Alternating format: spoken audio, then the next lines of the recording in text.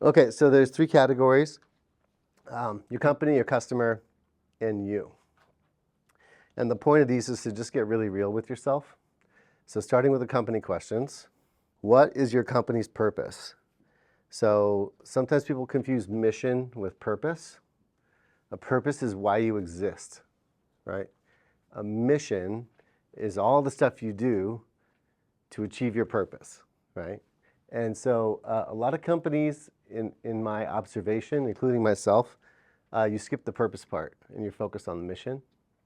It's an easy way to lose or to not even establish your North Star. So what is your company's purpose? And answer it very succinctly in one phrase or one sentence. And then, even more importantly, how specifically does your offering achieve that purpose? Because it's really easy when you owe rent, or when you're trying to retain your team, or when shit sucks, to do things you're not supposed to be doing to keep the train on the tracks.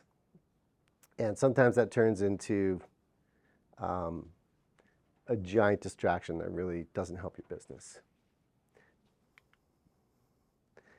Okay, so customer questions.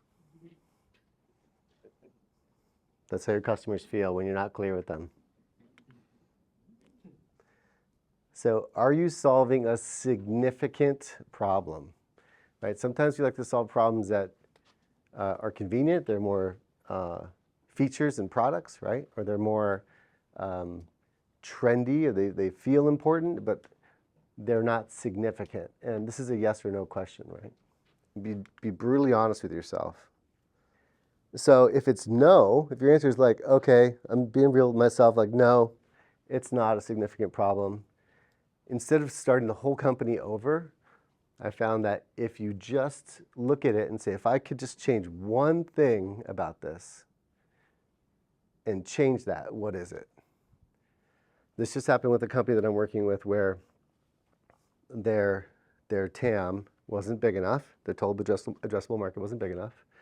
And if they just took that same exact product and faced it over towards these people over here, all of a sudden this was a really exciting business, and they started to create a lot of momentum. And really it was more about changing the names of things than changing the actual product.